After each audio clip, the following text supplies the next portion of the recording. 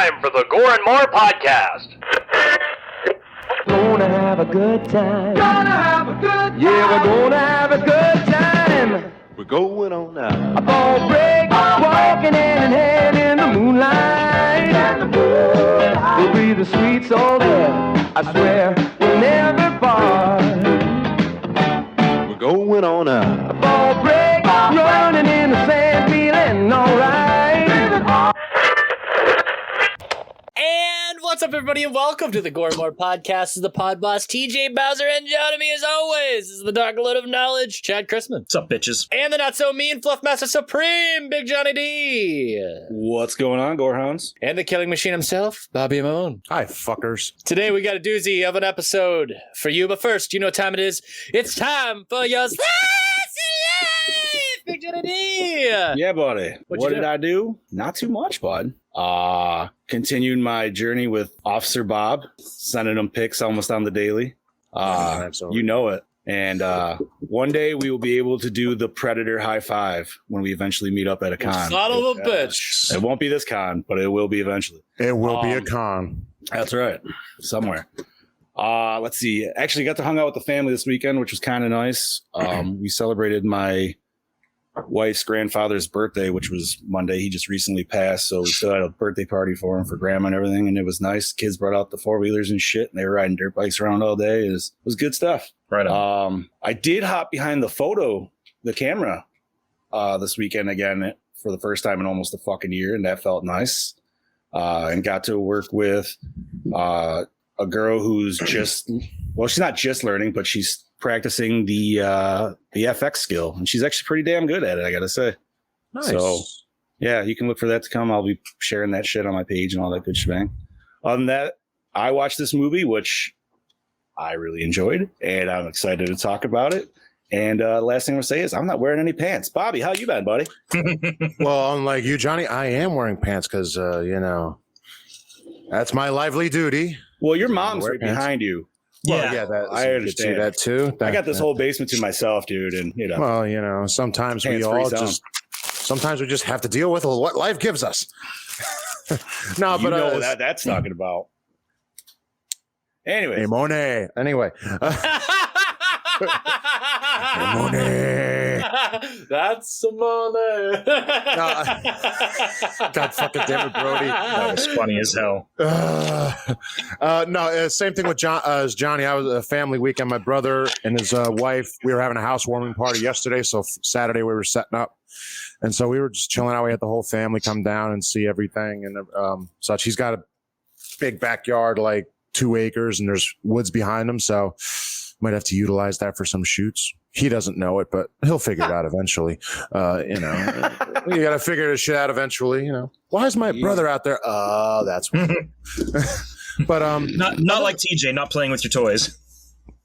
Playing with my toys. that depends on the toy, boys. I can literally see that music video now. Not gonna lie. But no, it was a nice quiet weekend. It was good. So I'll be working on some cosplay stuff this week. I'm kind of taking my time with some of this because, well, it's got to come together nicely because there's no rush till next year. So I got myself a nice 4 months to work on everything. And and our buddy Lance McKinney, he's getting my mask.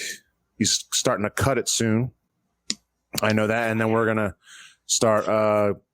I'm going to start piecing the clothes together before I start ripping them to pieces. And then a couple of things I'll be doing with that. And then just other things in life. But that's about it for me. Chad Daddy, give it to me, buddy boy. No, not much going on here, brother. Just, work like usual. And this weekend, we were kind of busy getting stuff done down at the other house. Last week they had tore the old porch off. So we built the new porch. And then we had to bring in a shit ton of wood and drywall for the extension that we're building. God, that fucking drywall weighs a ton. Bro, how much lumber did you have to get, Mr. Moneybucks? Because fucking hey. My in-laws paid for that. We paid for we're paying them back for it. We're gonna eventually what we're gonna do is after the house is built, we're gonna get a home equity loan and pay them back. What That's the nice, plan. Nice. What size drywall pieces did you go? Just the 8-foot, or did you go bigger? 'Cause Bigger, I do 12 understand foot. we 12 foot, bro. Them 12 foots fucking suck. Yep, they They did. get the job done, but God, I mean, there was some 8-footers, but I would say 75% of them were the 12-footers. yeah, but them 12 footers, man. If you got corners to go around and shit, like, dude, Yeah. it's fucking pain in the dick. Yeah. But Yeah, hell it's yeah, going to be worth it in the long run. It's going to be great. The upstairs, we're getting ready to paint here pretty soon. It's all mud, taped, everything. So it's all sanded. We're going to do the painting, and then we're going to do the floors.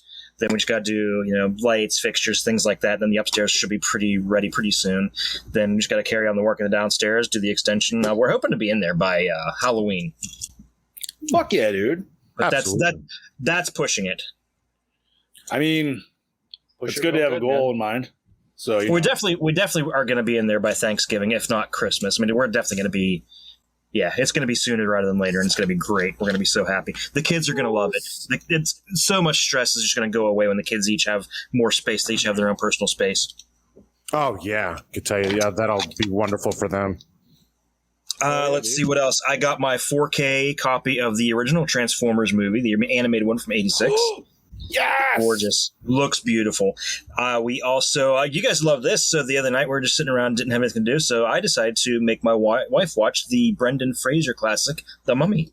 Such a great Dude, I movie. love the Mummy. Yeah, it's a great. First, I'll tell you I like the third one's not too bad, but the first two and are- second one are the best Yeah. ones. if you can get past the really shitty CGI Scorpion King in the second one. I can.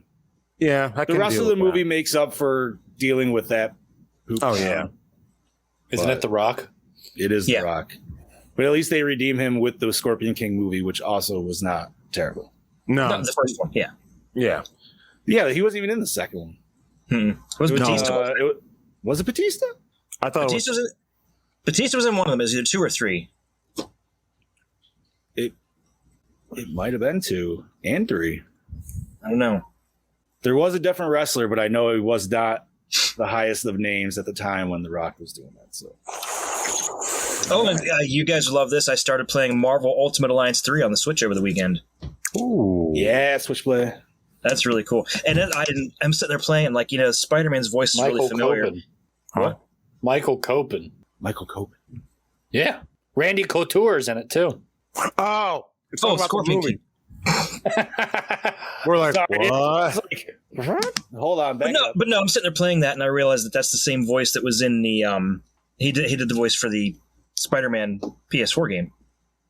Oh, nice. Yeah, so they carried that over. They carried over the voice from who played Deadpool in the video game, does the Deadpool in this game. There's a lot of really cool carryovers from different various cartoons and video games. People revoicing the same So the character. guy who replaced The Rock in Scorpion King 2 is the blue Power Ranger from Power Rangers Time Force. That's so weird. Okay. Huh. Or is he the Green Ranger? He looks like Yo. the guy that had the hair. Speaking I don't of know. Spider-Man voiceovers, did you see what happened with fucking Drake Bell? Yo. That motherfucker. Yeah. That was The other bad. dirty Hollywood pervert. Apparently, it's been going on for a while. Yeah, he's been Long grooming while. young girls that have been swooning them for the last 15 years. Weinstein. Yeah, That's a not little bit. Weinstein. And I'm like, you know what, Epstein. man? That makes me Epstein. sad because I really enjoyed his voice acting as Spider-Man, and it kind of sucks. But I I hope enjoyed Hillary it. Clinton gets him too. Oop. Oh, Hey, he's shots gonna get fired. Clinton. Moving on along. Get off alive today. I knew you'd be back. That's right. You know you miss your daddy. Oh, ooh. Now that would have been a great soundbite right there. Saving that. You know you miss your daddy. Wait, let me say. You know you miss your daddy. So what else TJ, you how got about on the you? pike there, buddy? How about you, brother? Well, jeez. Just got St. Bernard in from Severed Films. You guys saw me unboxing that as John was talking there. Ooh, nice. Gabe Bartalos directed this. It's one of 2 films he did. He also did Skin Deep. Has Warwick Davis in it. Ooh. Oh, what's it about? Not sure. I bought this because I watched the making of the Skin Deep, and it had scenes of this. His award-winning effects career spans both Grindhouse, including Brain Damage, Frankenhooker, and Leprechaun, and Arthouse. Now writer-producer Gabe Bartalos brings his own years in the making vision to the screen. As an unhinged orchestra conductor named Bernard, graphically descends into a surreal odyssey of chaos, psychosis, and fucked up shit that looks cool as hell.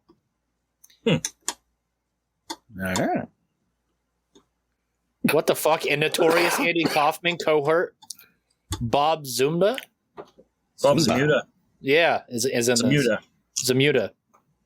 And a performance from the punk legends The Damned. I'm looking it up as you're reading because now I want to just see it. Yeah. Yeah, his first film's fucking nuts. Warwick Davis plays a character named Plates. It's like a family member of like a Texas Chainsaw Massacre type family, and he carries around ceramic plates on his backpack, and they're in like a special thing that makes him like so he can like pull them out real quick like a quiver, you know, for like arrows. And so he like has this harness, and he walks around. He's like talking about the sphere. He's like, and the worshiping the sphere is referencing the plate. So he just like throws plates at people. It's fucking weird, and he calls them plates. All right. It's brutal. That is weird. So wait, you haven't watched it yet? I haven't watched this. I've only watched his first film, and that one was bizarre as fuck. Oh, well, just looking at an effects picture. yeah, have fun. Yeah, I did a lot of podcasting stuff this week, and I will be releasing episode 18 of Lights Camera Exploitation tomorrow. Nice. What else did I do this week? That was Taryn's birthday. Happy belated birthday to Taryn. Yes, Taryn's birthday was yesterday. She got one of those what's Animal Crossing? That's what it is. Animal Crossing Switches, and I got her all those Five Nights at Freddy's games because she likes those. And oh, nice. Yeah, the new one looks pretty good. Actually, I told her we might actually get it. Is 5 the newest one? Security Breach. Okay. I've never personally played any of them. I played games similar, but I've watched her play it. They all look like shit, but the new one looks pretty cool. They do look a little poop job, but yeah. Well, they started out as mobile games, so what do you expect? Oh yeah, fair enough. The guy made a ton of money though. That Scott Cawthorn there. I thought it started like in Roblox, and then like it became its own game because of it or something. That sounds. I have no idea. That could be right. Yeah. Well, let's talk about this fucking week's film, guys. Go for it. Let's do it. That is 1995. 95, yep. Candyman, Farewell to the Flesh. Directed by Bill Condon, who also did the Twilight films and Brody and I's favorite film, Dead Kids. Written by Rand Ravik and Mark Kruger, not Freddy's brother. Produced by Greg Feinberg. And holy fuck, Chad, what are you doing to me? That's not a typo. That's the guy's name. Oh my god. Sigvatson. Okay, that's what it is. That's actually a very good attempt. Thank you. Starring Tony Todd as Candyman / Daniel Robitaille, Kelly Rowan as Annie Tarrant, Bill Nunn as Reverend Ellis, William O'Leary as Ethan Tarrant, Veronica Cartwright as Octavia Tarrant, Matt Clark as Honro Thibodeau, Randy Gillespie as Hayward Sullivan, Glenn Gomez as Kingfish, Russell Buchanan as the voice of Kingfish, Joshua Mayweather as Matthew Ellis, David Giannopoulos, holy fuck, I nailed that one, as Detective Leviscue. Music by Philip Glass. Cinematography by Tobias Schessler. Edited by Virginia Katz. Distributed by Gramercy. Is that supposed to be a word? Like Gramercy Pictures. Released March 17th, 1995. Runtime of 95 minutes. Budget $6 million. Gross $13.9 million. And I think I got a trailer here. I think I got the original one. Yep. Okay. All right, let's roll that beautiful bean footage.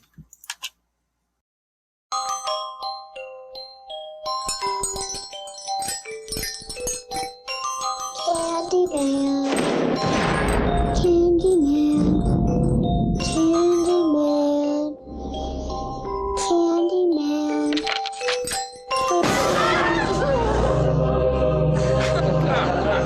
Candyman, flesh and blood? I'm afraid not. But he lives in the mirror. You say his name 5 times, he's supposed to come. That's how he gets you. You guys don't really believe that, do you? There's no such thing as a Candyman. Those 3 victims were John Doe's. What if it's true? What if the Candyman does exist? What did you see that night? Ray's body was torn apart by something powerful. And one more brother. I'm gonna find out what happens. No! No! There are no monsters. You brought me here. And only God can save us. The terror in the mirror returns. Our journey begins. To avenge his name. Reveal his past. And fulfill his destiny. What do you want from me? Death is a return, you know. In a motion picture that ends what the first one barely started.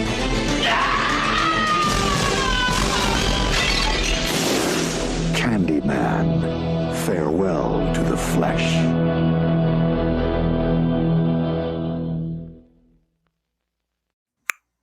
Woohoo! You know, I mean, I am with John on this. I enjoy the movie, but there are too many things that I feel cut it a lot.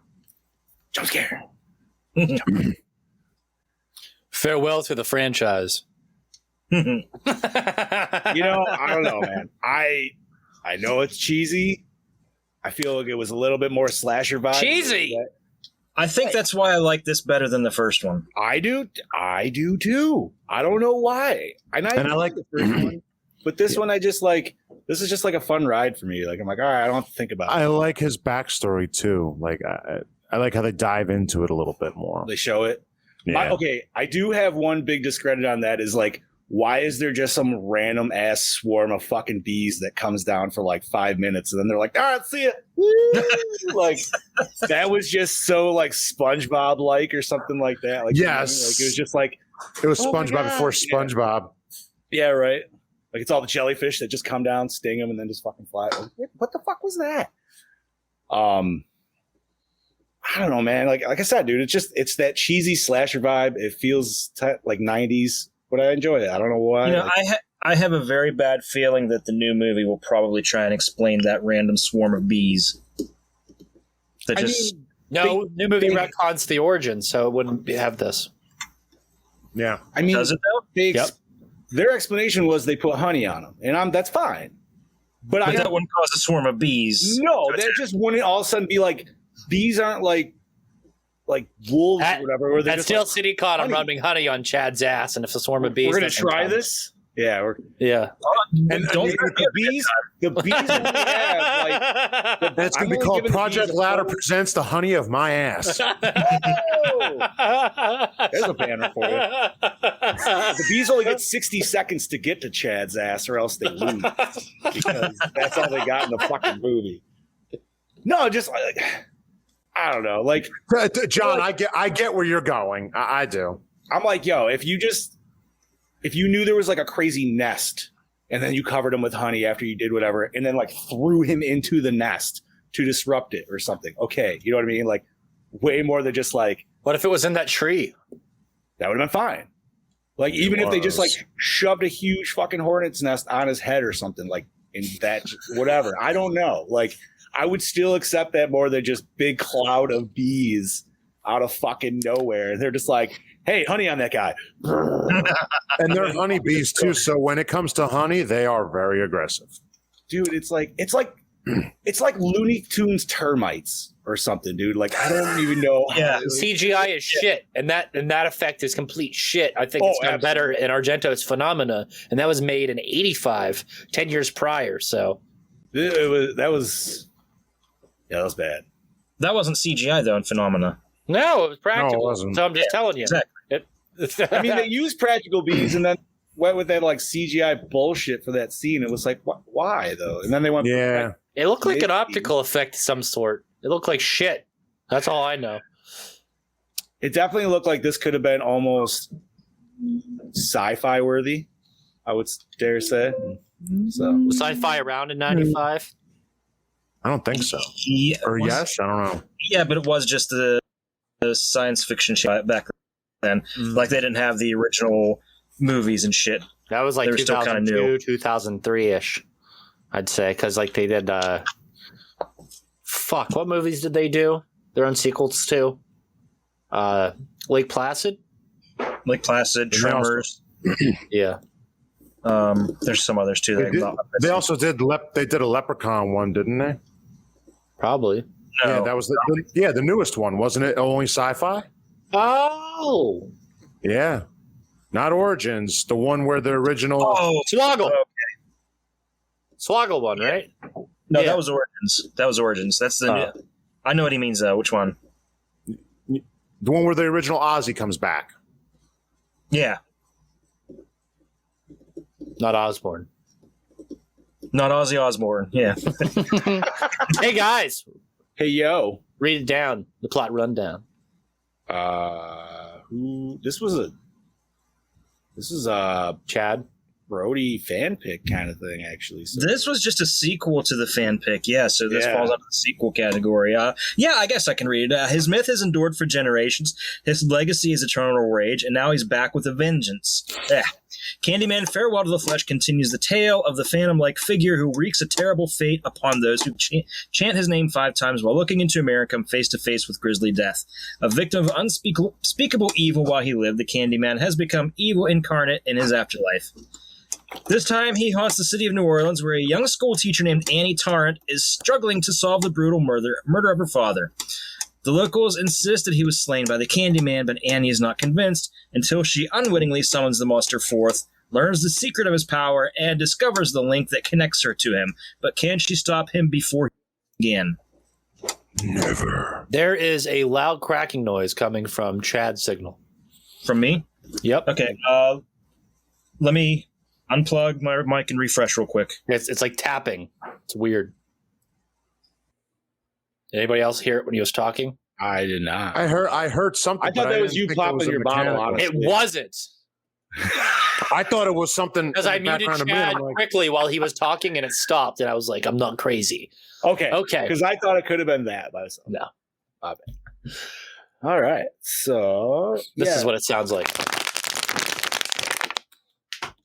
I mean, yeah. Thank you, Chad. Is that better? Can you hear anything? Sounds clear now. Yeah, there's no crackle-ackling. No, we're good. I don't know what it was. That's weird. So ghosts. Let's discuss. I mean, we know TJ disliked this movie. Well, maybe not dislike. Maybe dislike. I don't know. It's fucking Diet Candyman, man. You know? It's like they went for candy, but they got the sugar-free. You know what I'm saying? Like they got sugar-free Candyman. Reese's are delicious. I understand that, but I also get but if you eat too many, you get the shits. Yeah, and that's what this movie was. It was the actual shits. Compare this to Clive Barker's first film. Man, this film, not even close. Not even close. I understand maybe the story might be more grounded. Maybe his origin story is a little bit cooler. And that's mainly because Tony Todd had more of a hand in this one. And I'll talk about that in my own little research there. But as I do like the origin story a bit more, I just think the female, the main female, is not as, the portrayal of her character is not as, I don't know, as good. I think Virginia Madsen just did a fucking fantastic job. And Tony Todd even admits that he didn't have the same connection with Kelly Rowan that he did with Virginia in the first film, and that she's not necessarily a bad actress, that she did her job well. It's just that he didn't have the same type of chemistry as he did with Virginia. And then they didn't fuck beforehand. Well, that makes more sense because she's his great-great-granddaughter versus, Helen. It was a whole love thing. Right. Yeah.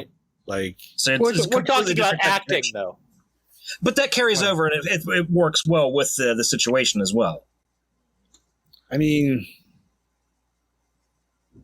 I just think that Virginia Madsen's performance in the first film is just so goddamn powerful. And I think the DP work in the first film is also so fucking beautiful that whenever you compare it to this film where the DP works just meh.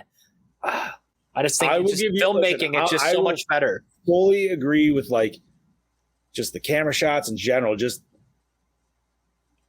like I said, I think it's just because it's more of a simpler slasher. I just like I said, I just enjoy the ride. It's not. Go ahead.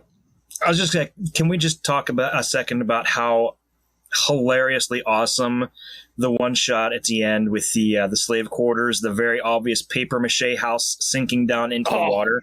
Oh yeah, that looked like shit, and I was sitting there trying not to laugh my ass off watching. How about that ending with the CGI fucking Candyman breaking into glass? Yeah, yeah. Fucking Poop Town. You know what they're trying to do, but dude, the movie ended deliver. with the main lady, right, walking slowly through a pile of mud towards a mirror. Yep. That was the suspense. Yep.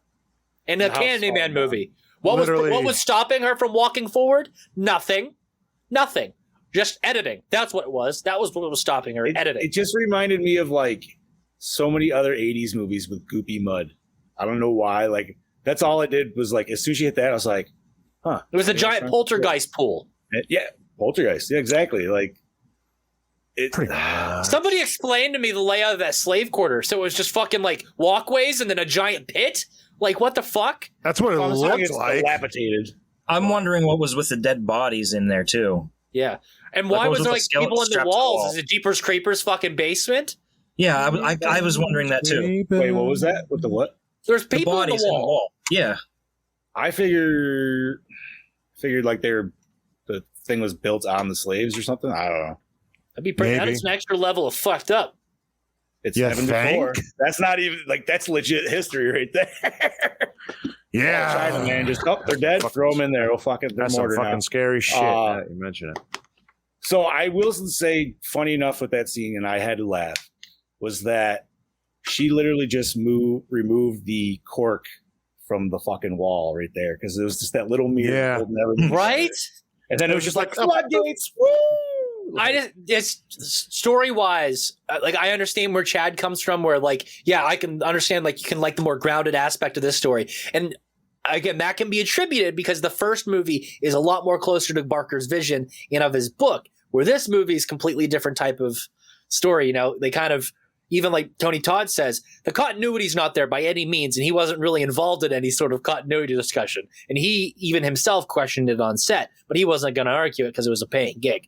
So, like, with the first film, I mean, you can't really argue with Clive Barker's work. I think that the guy's fantastic, especially with storytelling, and I just think the first story is just the more of the legend. It just yeah. I find that more scary. The Capri Green setting as well. See, I like the Louisiana setting. I enjoy the Mardi Gras setting. I think it's better executed in other films. I think that it was just used in this film just because it was a cheap way to cash in on good sets. Yeah. Was there any need to go back to the fucking like the big tombs and graveyards in Louisiana? No, you just wanted to get a cool shot. Yeah, pretty much. Yeah, he's not wrong about that at all. Wait, why? She was looking for her family grave at that point, right? Was she? I don't remember. See, we don't even remember. That's where the Reverend took her there, and I'm pretty sure she was meant to go look for her family's gravestone there. Yeah, that's right. She found the mortuary, and that's when she found her grandma. And then you know what's funny? Or no, it was the gravestone. Can I point out a plot hole? Yeah, sure. Is that they have them in this public area buried next to each other, right? Then fast forward, and they talk about how much of it is a secret and how they try to raise her as a white girl and in this white home and try to keep it a secret. So why would they publicly bury them next to each other if they wanted to keep that a fucking secret and then keep the whole kid thing and then fucking go and talk about it later?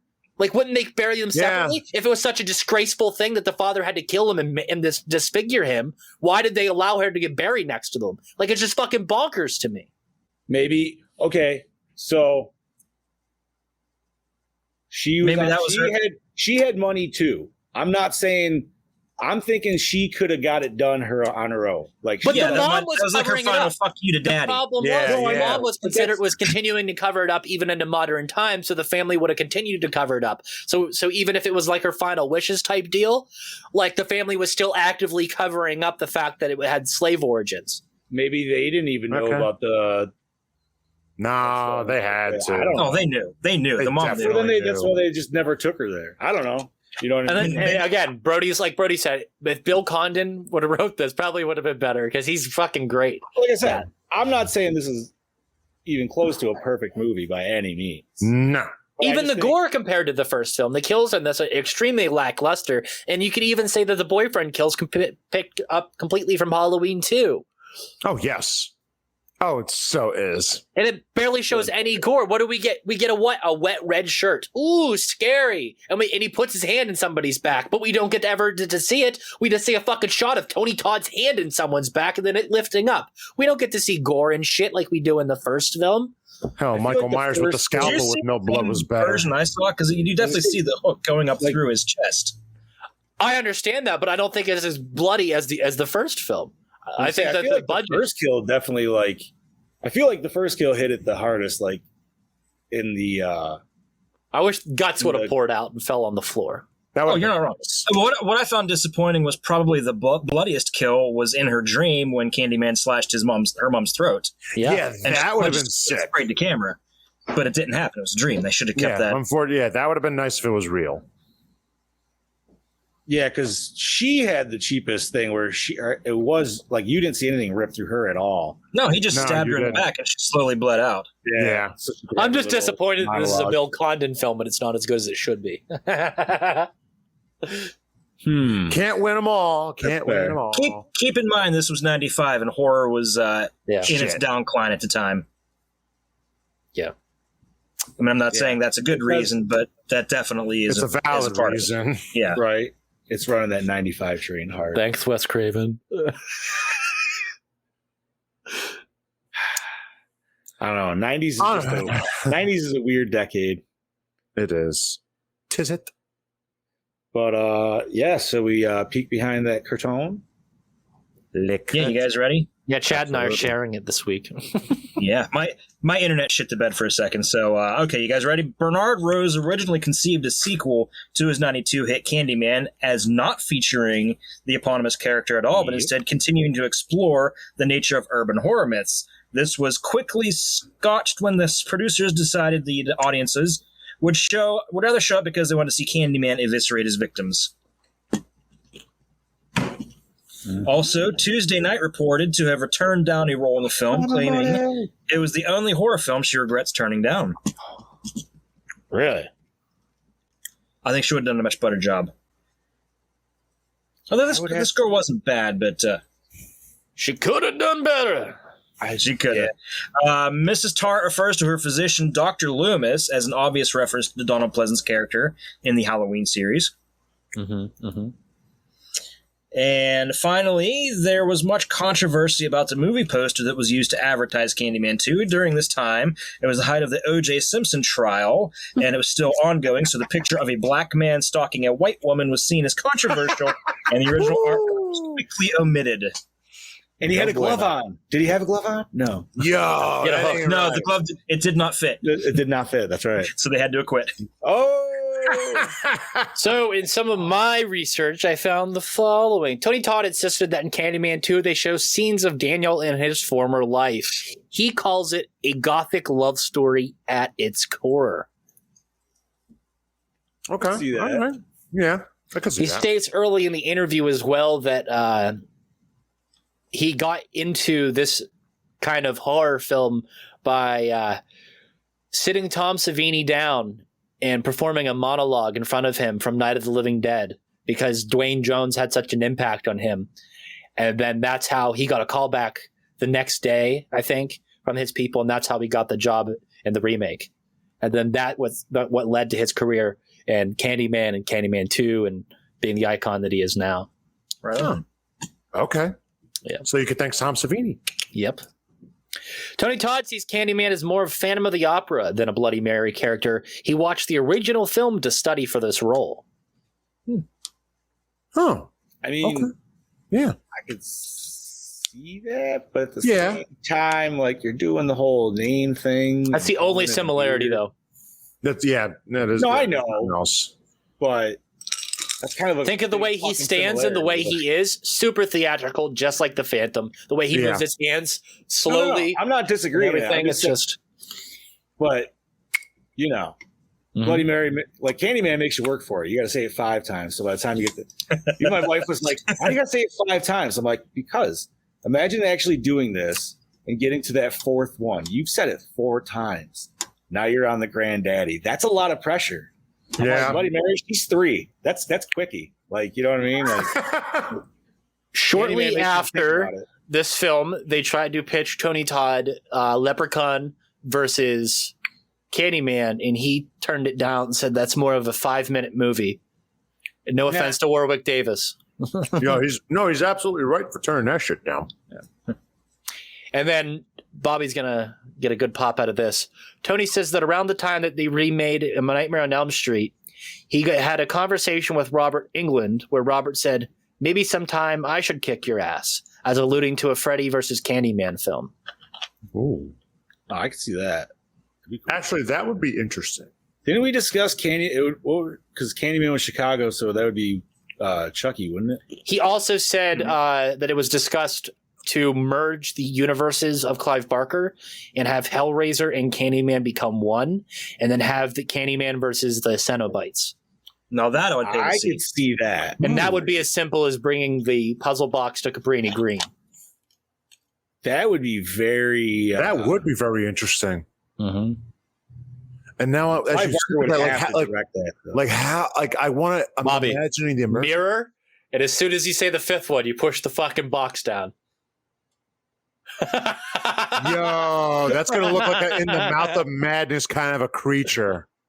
That's what's gonna come out of that. So essentially, is it going to work? It would be Tony Todd. Who's going to get Bradley in pins and a hook for a hand? Ooh. Like, why would they fight? And it could be why would they fight, or how? Why would they fight? No, why would they fight? Oh, because it would be like Freddy versus Jason. It would be overkill. Like if she called Candyman at the same time they opened the box, they'd both be fighting over who summoned them. Yep. Yeah. Yeah, true. Okay, yeah, they certainly would, because it'd be like, no. And you could see, no, I didn't. No, I And the thing is with the Cenobites, if you escape them, then they take it personal and then they follow you. Yeah. What if... Okay, so now I'm bringing... All right, so Candyman... What if they turn Candyman into a Cenobite, but then he ends up having more control, so he ends up, like, wrecking house, dude, like... Could they, though? I mean, he's basically not just a spirit. Yeah. But spirits have a lot more power than you think. I don't know. I would think he would have to have a physical Cenobites body. are like levels of demons, though, with power. Yes, but spirits can go anywhere. Demons are only in certain places. Only when they're strongest. That's so true. how's he come back in 3? Can we spoil that? I don't think I saw it. Did I watch 3?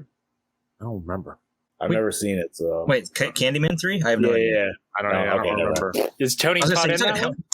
Yes, he is. Yeah, because they made he's the only figures. one who's ever played Candy. Well, besides unless what's playing Candyman? What's the subtitle? It's never been said. Oh, Day of the Dead. That's right. Wait, what was that, boss? It's the subtitle of the 3rd one's Day of the Dead. Yes. Is it? Okay. Yeah. But I think that one tried to go back to a little bit more of like the first one. I remember the 3rd one being better than this one. All right. Fucking A. And then I have a couple more. Veronica first worked with Bill Condon on a film called Dead in the Water, which was a murder mystery, and I believe that was a TV film. She said that prior to Hurricane Katrina, New Orleans was a true party place. While she was filming, her young son came down to visit her on set. She found him on the street playing bongos and dancing like a wild man. Spectators were cheering the kid on and were offering to pay him for performing. Sweet. Nice deal there. Nice deal there. What's that called? Busting? No.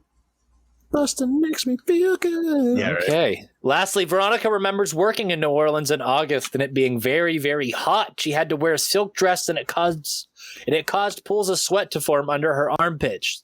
So much that between takes they had to run an extension cord and a hairdryer and run it on cold on her armpits with her arms up between takes. So she was like, I can only imagine how that's what sweaty I wanted the humidity. They said the following days that they tried to put sponge foam inside of her arms to absorb the sweat for whatever fucking reason. They thought that would be a good idea, and it did nothing. That would make it worse. Would you? Oh Right? my That would make it so God. much worse. Ventilation. Why? Give the girl Wow. a fucking. Whatever. Yeah, I mean, That's all well and oh, Yeah. Katie's cutting in. Snip, fucking snip.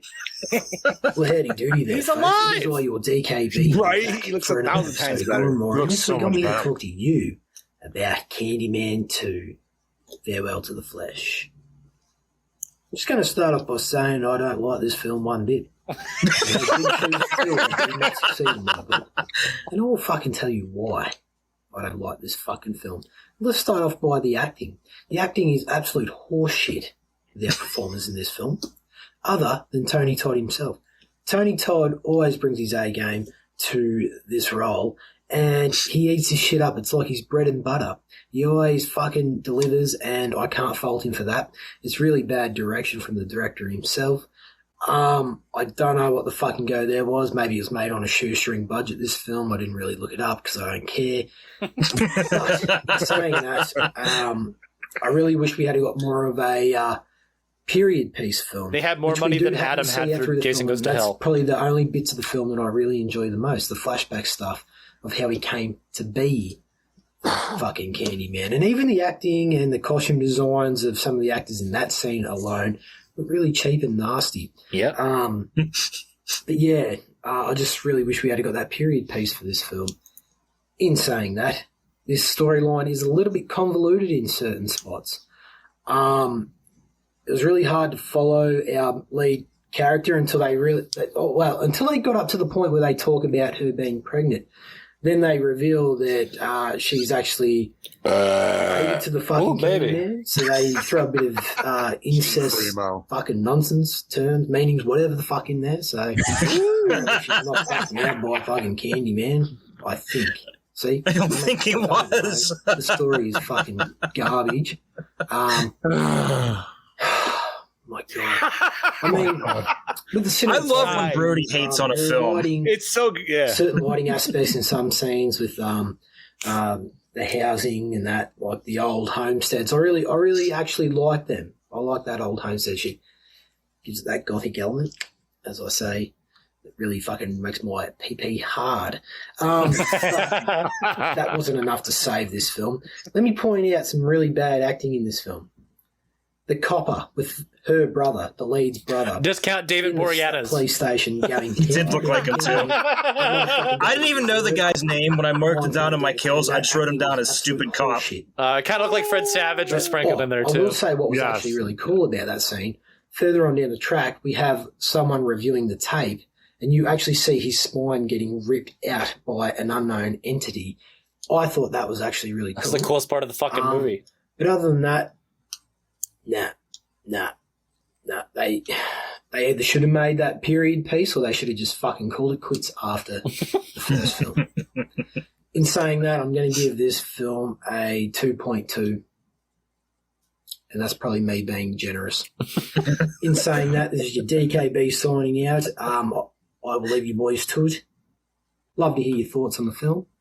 And yeah, I shall catch you next week. Peace.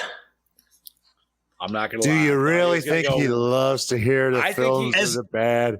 As much as I lower myself, same, and as much as I love when he really loves a film, it's even better when he really, really hates a because film. he rips into it. It is so Right funny. into It's it. great. Good shit, John. Yeah, buddy. Questiones. Well, I kind of spoiled it by bringing up the mirror thing, but that's what it was going to be. Was that the point of the? Is that the plug in the hole of the wall? Was the mirror?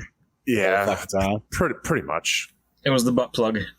Oh, but don't. Yeah, and look what happened. Oh, slide. Hey, I wanted to. We should probably thank people for the milestone thing. Yeah. Oh, good job. Yeah. Shout out to all of you Project Louder listeners, every single one of you who allowed us to achieve this milestone this past week. We reached 225,000 subscribers network-wide, and that's all thanks to you guys, and we appreciate you supporting the network and tuning in to each and every one of our shows. It's truly an honor to perform for you guys each and every week. It's awesome. Thanks. Yeah, thank you for giving us validation. Thanks a lot. And I'd also like to point out another milestone. In 2 weeks, we'll be celebrating our 150th episode. Look at that, ladies and gents. 225,000 subscribers and a 150th episode. Look at that. With all in a couple weeks, and that's the Monday after Steel City Con. So it'll be interesting to see if we even have time to watch the fucking movie. Dude, I was thinking about that the other fucking day because I'm like, yo, it's going to be like 4.5 hour drive home. Maybe not even clean up. You guys, what's that? Watch it together. What movie is it? I mean, we can get shit faced and watch it Saturday night. I'm down. I'll have to try and watch it Saturday because I'll be on vacation, so hopefully I can make it work for me. Yeah, I was definitely thinking about that because I was looking at like we're not allowed to clean up till after 5, and I'm like, fuck, dude, if I can't leave till like 6, I'm not getting home till like fucking 10. When the I got to work in the morning, like fuck, dude. Fun stuff. But that was Ghost Ship. Ghost Ship, yeah. Decent movie. Halfway to 300. Oh man, we're almost there. No, that was that one dude. What other movie did I see that guy in that knocks her up? Because after she gets knocked up, she says his name. I was trying to figure that out too. Oh, is it William O'Leary? No, he's in Tommy Boy. You son of a bitch, is he? Yes, he is. He's the assistant to fucking What's his brother. Name? He's also in.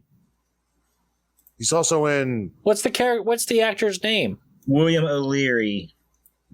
It is William O'Leary. Let's see, what else has he been? Home Improvement. But yeah, like I said, Tommy Boy. He was the buddy that was like always crushing beer cans on his head and shit. Yep. Marty Taylor, his brother. Yeah, that's right. He was in that. He was in. He was in Terminator 3. What the fuck was he in 3? That's not William. William O'Leary's the brother. The other dude, the boyfriend. What was the boyfriend's name?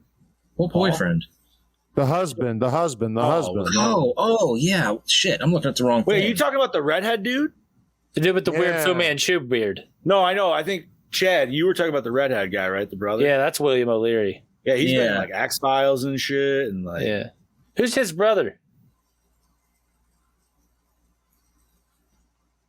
Brother. I don't know. Does he have a brother? Who? Who the fuck is the guy with the Fu Manchu beard? The Fu Manchu. I'm looking. Timothy Carhart. What the fuck has he been in? Let's see.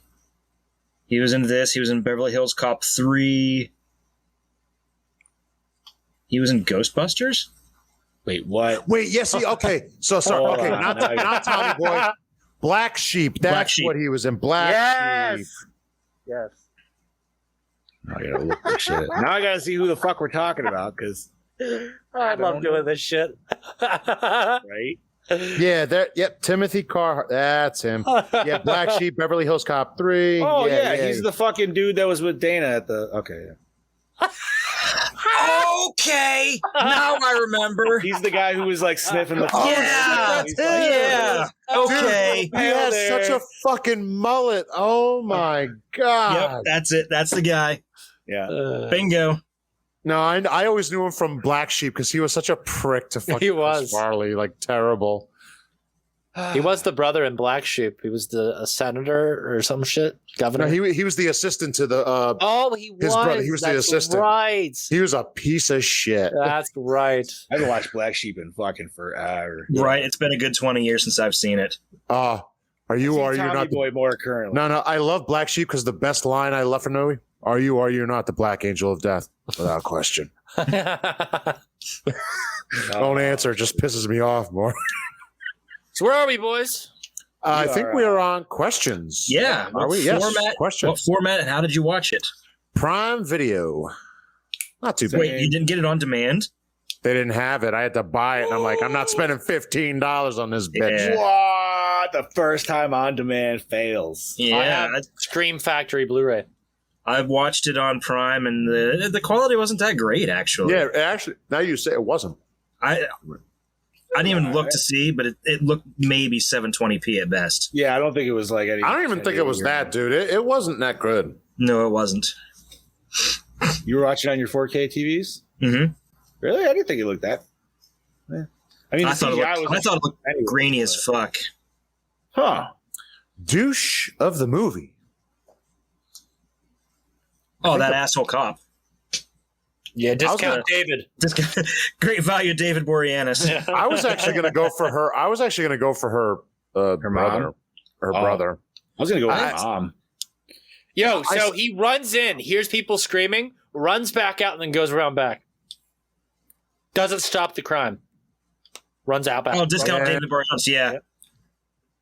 That is bad. Great writing, Condon. Oh, wait, he didn't write it. Can't blame him. He just directed that bullshit. Yeah, that dude had just a hard on for like. You got to figure at some point in the movie, while he's filming this, he calls cut to a scene. And he just turns around to the producers like, "Do I really got to do this? Sorry, it's in your contract."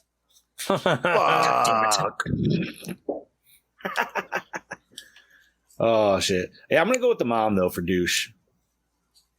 If she just was open about everything, Dad probably would have gotten killed, and we wouldn't have got Candyman too. She like hitting that alcohol. That's right. Is she an Invasion of the Body Snatchers? And the Birds, correct? The Birds? I'm assuming 70s. You said the Birds or the Burbs? The Birds. The Birds. No idea. The Alfred Hitchcock movie? Alfred Hitchcock's. That's a bit before her time, isn't it? No. That was 1960. Well, this is 95, and she would have been super young. Because 1963, The Birds, Kathy Brenner. Really? Yes. She got to work with Hitchcock. How old was she? She's also an alien. Oh, yeah, she was Lambert. Yeah. 1963, she is currently 72.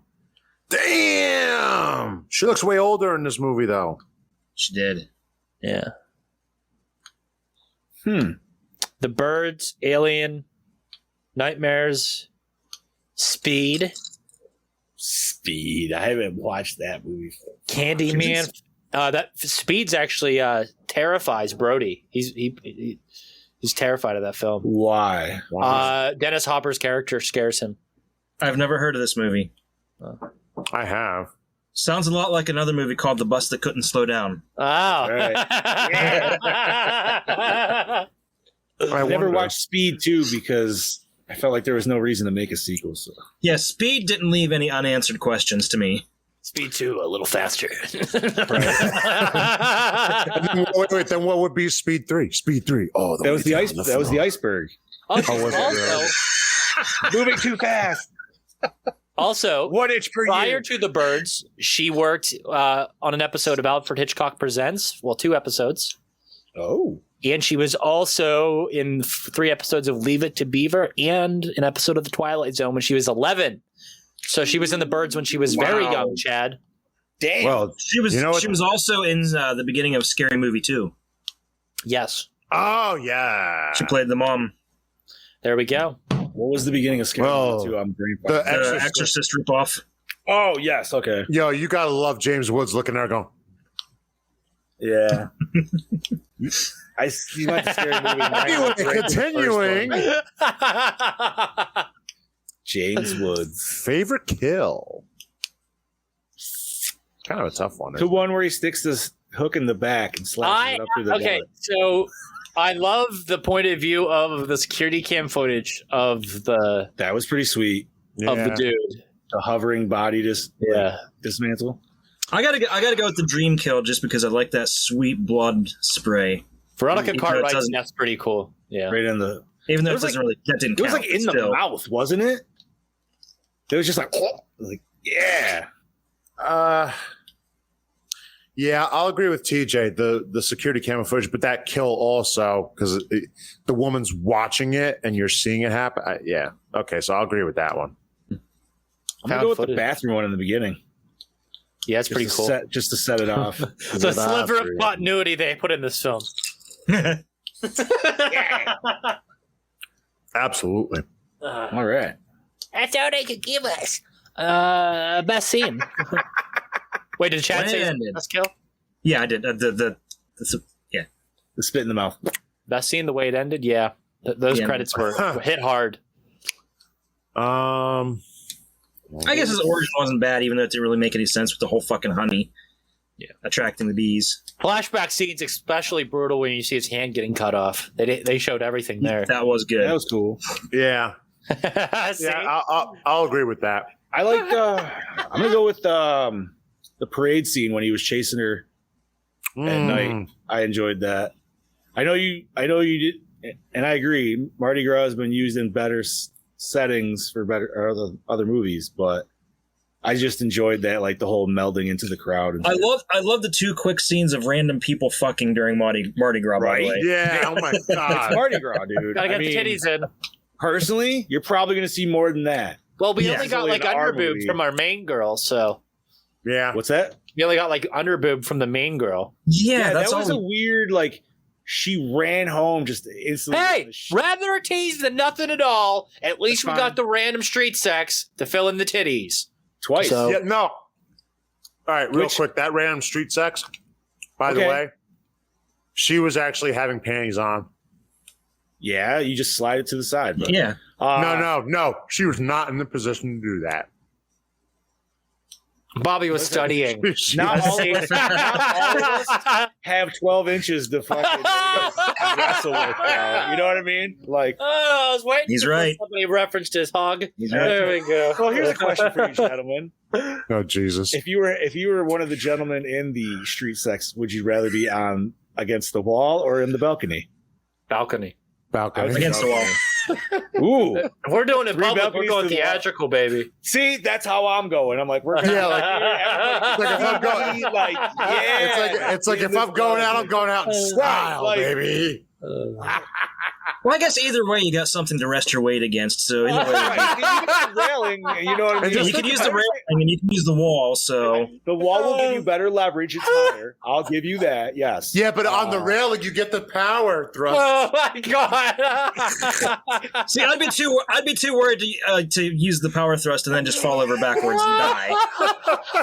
Then you're a half naked corpse in front of like thousands of people.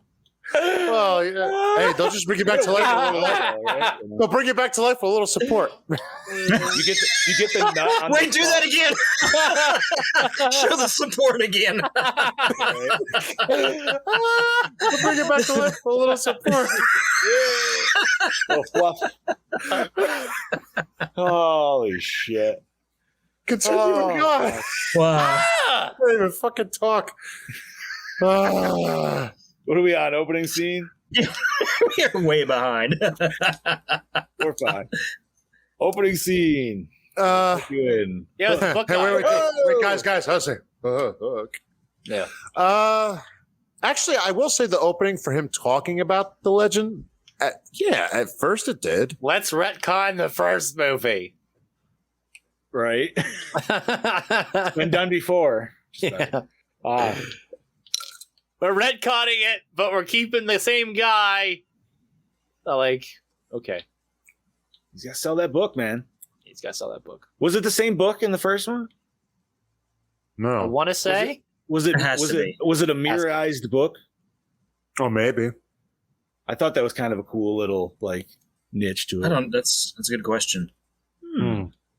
It's been a while. It's been since the last time we reviewed it for me to watch it. So yeah, all right, it's been a while. And yes, opening scene for me for sure. I guess. So. Yeah, I'll give it that. Best hits, hottest girl. Best dick, hottest dude. Tony Cartwright is a fox, and for best dick, Tony Todd. I'm gonna have to go. Tony Todd for that, definitely. Yeah, Tony Todd. I gotta go for the main chick. I thought she was a good-looking girl. She wasn't bad. You said. I feel like I've seen her name before.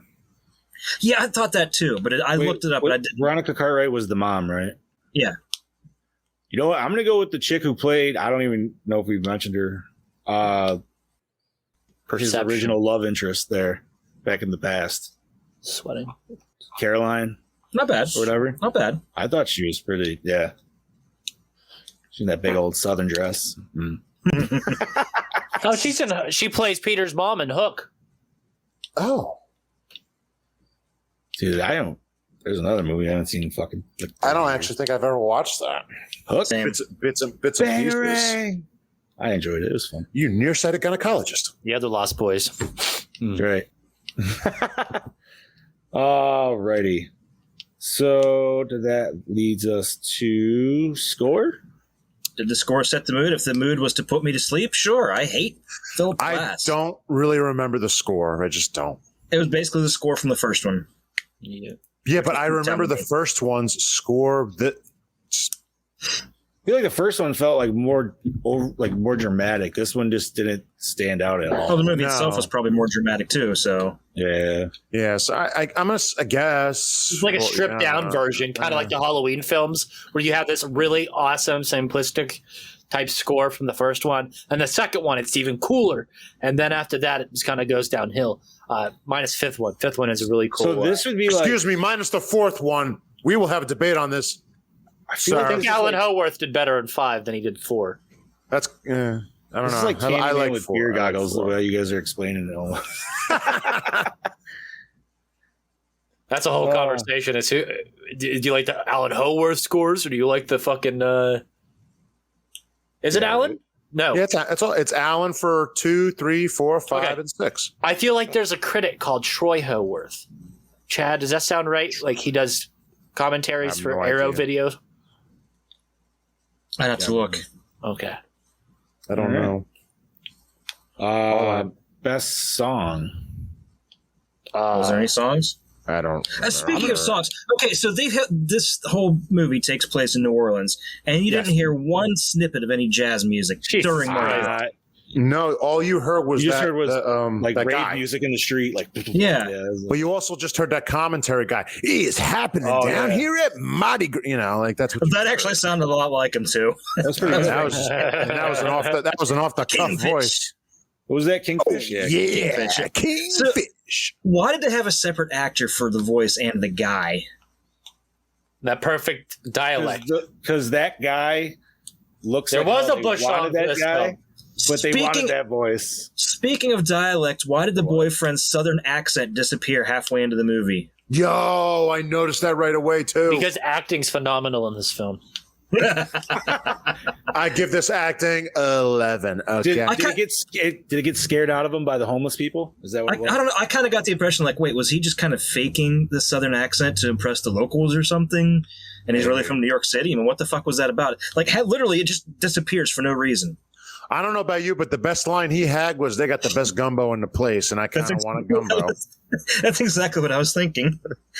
I kind of want a gumbo after that shit. Yeah, right. And he seemed kind of sweet on the mom too. Did anyone else pick up on that? Okay, so that's what I was gonna say, because I was like, yo, when they were at the police station and he hands her the coffee, they had this weird like stare thing, and she was talking about him being a good husband, and I'm just like, yo, is he fucking the mom? Like, is this gonna come? That's what I thought. I didn't realize that was her boyfriend or whatever. I thought he was with the mom.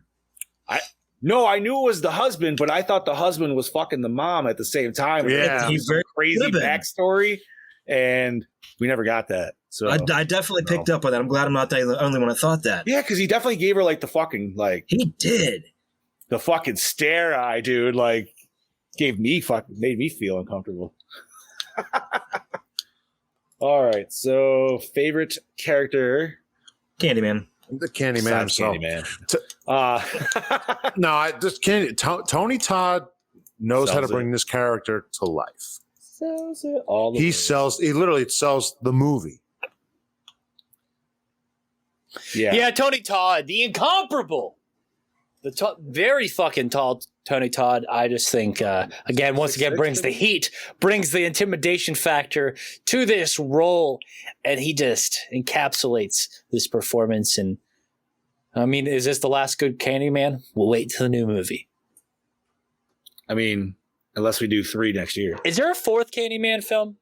No, the new one coming out will be the 4th one. I mean, if you want to do a whole he's in all the Final Destinations. If you want to do a Tony Todd, yo, we are doing the second one this year. Mm-hmm. We are, dude. I do. Yeah, he makes fun of them in that interview I watched. I wouldn't doubt it. It's hilarious. Makes fun of what, the Final Destination movies? Yeah, he says that they're all the same. He's really not wrong. Yeah, he said nothing against them, but they're all the same. Yeah. And what the hell else? He was in Transformers and shit. What the hell? He was he wasn't Starscream, was he? No. He was a Decepticon. I'm trying to think who was he. The Fallen? I don't think so. Wasn't that Denzel? That was Denzel Washington, wasn't it? No, Denzel wasn't the Fallen. Yes, he is. Remember the Fallen? No. The Fallen. We're talking about the Big John Deere's talking about. I'm screwing up movies. My bad.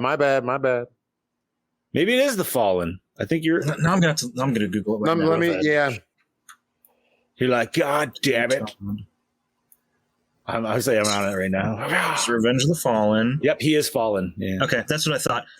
Because as soon as you said Tony Todd, Transformers, I could hear the Fallen's voice, and it's very gravelly like his voice. So, yeah. Yep. Hell yeah. Okay. That's probably the only good thing out of that movie. Yeah, right? Ooh. The fucking second one sucked. Was that the one where they had like the Terminatrix in it that was trying to get it on with China in the beginning? Okay, yeah. That was fucking straight up poop town. She was pretty hot, though. She was. You're pretty hot. Thank you. Thank you. All right. So was it scary? No, not a bit. The first film's terrifying, and this one CGI was scary. Yeah. That's the kind of shit that gives you nightmares, is that old CGI. Dude, as soon as that ending hit, I looked at Sarah and I said, "Sweet CGI, dumb, dumb, dumb." Okay, so here's what I find scary about the movie. They somehow pumped $6 million into this. Where did it go? You're off the asshole. To nowhere. Bees. Maybe $3 million of that went to Tony Todd himself. Probably. There you go. Now, did he have the same B contract from the first one, where if he got stung, he got it was through all 3 of them. So it was each $1,000 for each B. 1,000 or 100 or so. Yeah, he got. I think it was 1,000. I think it was. I think it was the first one. He got like 24,000. I didn't look up to see if he got what he got on this one. This movie just lacks scare. I think that 24,000 covered all 3 of them. Actually. Oh, maybe it did. Okay, I think.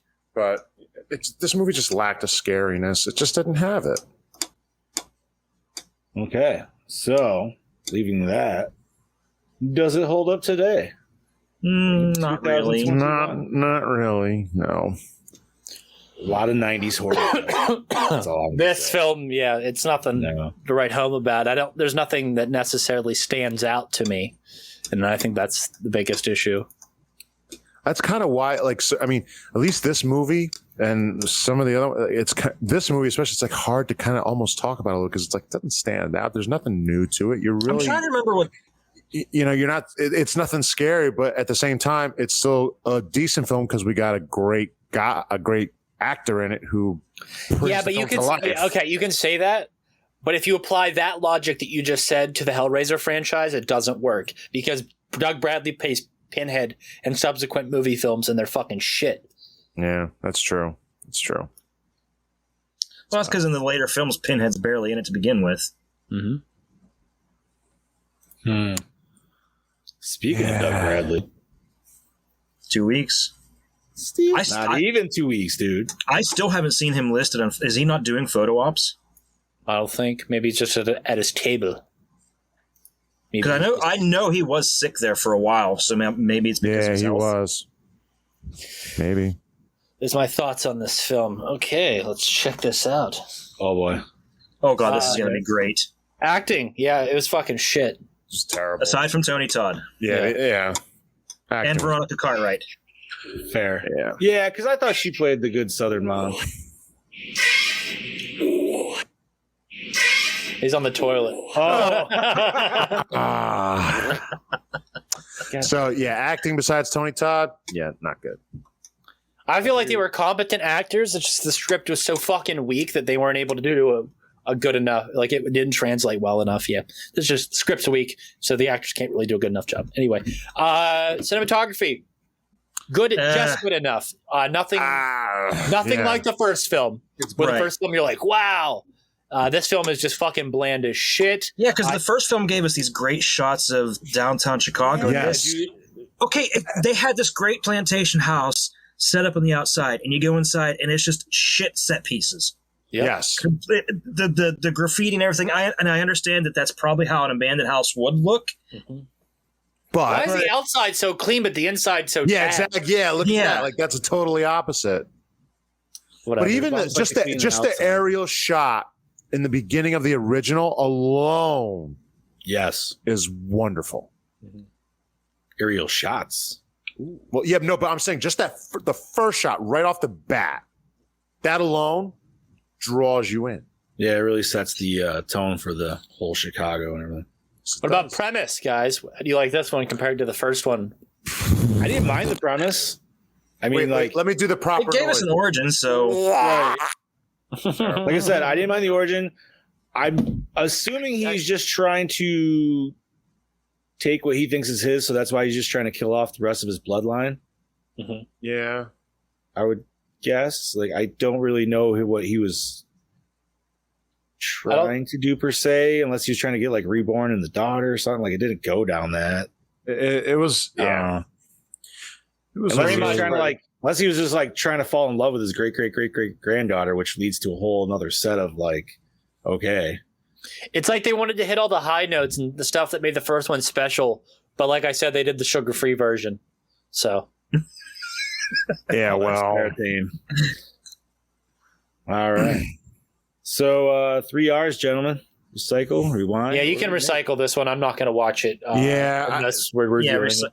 Recycle. This was my second time watching it. I'm not going to watch it again anytime soon. We can watch the first one.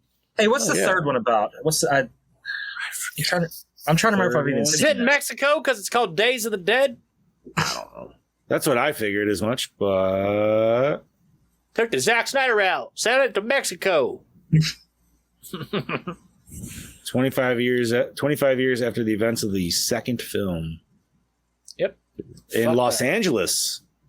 That's why the hell it's called Day of the Dead. I don't fucking know. Day of the Dead franchise. Oh. So it takes place in like. It says to haunt a Los Angeles art gallery owner named Caroline McKeever. So he just is going after chicks named Caroline now. Caroline. Oh, no, it's the little girl at the end of this one. Okay, that's who it is. Okay. So she apparently is. Okay, I didn't think I've seen it. Let's rate this one, boy. Yeah, let's rate this one. I'm going to give it a 2.5. 2.4. I'm going to give it a 2.8, and that's being generous. And John? 2.9. And that is a Gore N More score of 2.6. That seems fair. Not awful. Yeah, I think that's generous. I mean, it is awful, but it's pretty much where we figured it would be. No, dude, it's not in the ones. It hasn't met that. Wait, what was our new worst one? What was that? Wasn't that It was 1. Whatever it was. It was like Cabin Fever 2. Yeah, that was Cabin Fever 2. 1.2 or 1.3? 1.1. It was 1.1. Wow. So that's right. Because what was it? The Rift was 1.3. Yeah, we have to make it a point to try and find something that's worse than that now. So now it's got to be below. It's got to be just on a 0.0 scale now. No, or it could just be plain 0. I mean, I don't think any of us have given a film a 0. No. Every film has value at some point. Right. For the most part. But I'm saying, like, dude, if we get one that's like a 0.6. Like, okay, I can tell you right now, if we watch the Fog remake, I'm not watching that. Would probably tank the the score. Why would you I'm not watching it. I'm not watching that. It's horrible. What's next episode? Next episode is your pick, buddy. Diary of the Dead. Woo! Romero! More zombies. That'll be fun to revisit. I enjoyed that the first time I saw it. Yeah. It's a cool found footage film. Yes, that is It's on Tubi and Pluto, Vudu, all that good shebang. Hey, you know what we haven't talked about yet? What's that? We haven't talked about the fucking sweet-ass Ghostbusters Afterlife trailer that dropped the day after our last episode. And it looked wonderful. It doesn't it? And Carnage dropped today. You know what? Yes, it did. So let me say about the GB thing, and I don't even give a shit who knows. I don't really care. I'm gonna go. That gave me like happy little kid tears. That like when Janine showed up, I was like, yes, like it's finally fucking happening after 30 fucking years. Like fuck. Thank God. Right? This is what I want. I want a reaction trailer, but I want fucking Ivan Reitman and Jason Reitman sitting on the sides of fucking Paul Feig and make him watch their trailer and then look at him after this. You say, this is how you like, that's how you fucking make Ghostbusters 3, motherfucker. Like, yeah. I want to see that video. Sorry, hard rant. Paul Feig, he had every opportunity to do a proper, passing of the torch, to do a proper thing. And look, it fucking tanked. I still have never seen. We had zero problems with an all-female Ghostbusters team. All you had to do was make it. That's what we wanted, was a sequel. You carry on the legacy. Well, I did not see that movie at all. I can't. Listen, I like most of it, but there is some of the humor in it that's just like, it's not Ghostbusters. That's Paul Feig. You know what I mean? Like it's Bridesmaids with proton packs, and it's like, no, like, and that's that I like the whole when they were Bridesmaids testing. with a passion. I love when they were like Bridesmaids. testing the equipment, but like case in point, when fucking McCarthy is literally like flying around in the air on the fucking stream, and I'm like, come on, man, like no, that's just it's too much over the top, like, and yeah, it's just with her, and it's ridiculous, right? That's her selling point. Ghostbusters is deadpan. It always has been, like, but that's what makes it so good, right? It's subtle dick jokes all around. Uh-oh. Hold on. You good, Chad? Uh-oh. But like TJ also mentioned, we got that sweet fucking Venom 2 trailer today. Mm-hmm. I didn't watch it. I'll watch it tomorrow. Oh, it was good, dude. I haven't watched it on the big screen yet, only the phone version. So I need to watch it after this. Yes. Yeah. But of course, also Johnny, those sweet Hasbro figures. Oh, bro. Yeah. I showed you the 30th anniversary I have of the original ones, right? Yeah. So now I got to get I got the last Mattel line, but I really need to get the old OG Ghostbusters, because that, like, Ray with the silver like streaks on the side, like, yeah. I love the fact that it confirms that they are in it, are in it full gear. Yeah, legit. I mean, we knew they were in it in some capacity. And Ghostbusters 2 is canon now. Yep. Which a lot of people argued that it was and it wasn't, and some people said it was. But the bookstore inclusion at the end of the trailer pretty much confirms it. Oh, absolutely. Yeah. And I'm sure there's going to be a lot more snippets in the farmhouse that we're going to see. I mean, in the original teaser trailer, you see Oscar's baby carriage. Yes, you do. Already kind of like alluded to it, but yeah, dude, it was so good. I can't fucking wait till it's going to be a great fucking movie. Like, yes. I cannot wait for November. I showed my family, my wife and kids. They were all like, "That looked awesome," and I'm like, "Fuck yes!" I'm like, I cannot wait. It's going to be. Wait, Johnny.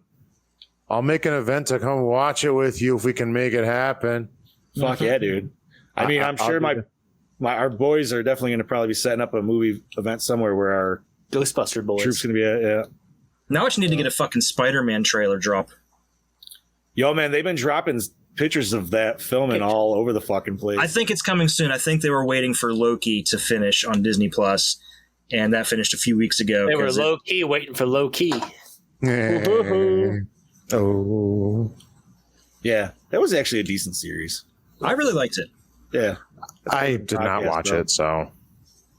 Podcast. Bless you. What the? Wow. Okay, so Bobby, without spoiling much, Loki, the ending sets up the new Spider-Man movie. Phase 4. Yeah, it completely sets up Phase 4 because it directly sets that up. The Doctor Strange sequel and the Ant-Man sequel. All movies I will be seeing. Right? Yeah. All movies I will be seeing. What the fuck was that called? I can't remember that. Quantumania. Ooh. Who wants to plug the event? Whoop, whoop, whoop, whoop. All right, so go ahead. I was gonna say, why don't we let the boss man? That's his forte. He is the best. He's the best speaker of the group. Okay, guys, so just a friendly reminder that we will be at Steel City Comic Con from August 13th through the 15th. So stop by the booth, say hi to one of our smiling faces. John will be there, Chad will be there, Cameron, and Lord Scuba Steve will all be present all weekend long, and we can't wait to see you guys and meet you guys. It's the first convention back for Project Louder. High hopes. We will have shirts available that are con exclusive and will be available for a con exclusive price. And while supplies last for those, Steve's finishing them up this week. And yeah, I'm excited for it, guys. Can't wait to meet you guys in person for the first time. And I would like to throw out this. This is actually our first Project Louder appearance. Oh my God, we were due back last time. Yeah. Yep. Boy, you guys will kill it. Due back was nothing. Compared to what Project Louder is. As of this morning, we have 14 active shows and 21 podcasts in total. I think that's just crazy. Yeah. And there's a lot more in the works. A lot of discussions being made. Yeah. I've still got a few that I need to write down my plan for. I'm working on getting a couple episodes of Machine Shop, hopefully the next week or so. Just waiting on confirmations. Nice. And you'll see John do more stuff very, very soon. We got plans for him. You know what? On top of that, there's that new MK movie dropping off, so you might get a new Fatality episode. Oh, that's yeah. Because I'm sure Mr. Brody would not be opposed to be doing that. So I think that comes out at the end of this month, if I'm not mistaken. Another bonus episode. Fuck yeah, dude. All righty. So next week, Diary of the Dead. Other than that, I'd say let's finish her off. That's right. Sounds good. So, guys, this is the Pod Boss, TJ Bowser, saying see you guys next week. Bye-bye. This is your Chad Daddy saying I'll see you bitches next week, and we'll see you at Steel City Con. This is your Fluffmaster Supreme, Big Johnny D, saying see you Gorhams later. This is your Kill Machine, Bobby and Moan, saying see you fuckers next week. Oh, God. Where Bobby is king, when a man has a hog, here's what they say.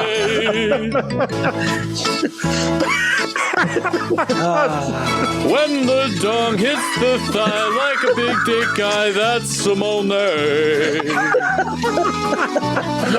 When the bulge reaches the pants and your crotch itches like ants, that's Simone. That's how you get ants. Girls will say, I just got laid, and you'll sing Regella Carne. That means Meat King in Italian. Sex songs will play all fucking day like a gay Sasquatch. That's my favorite part.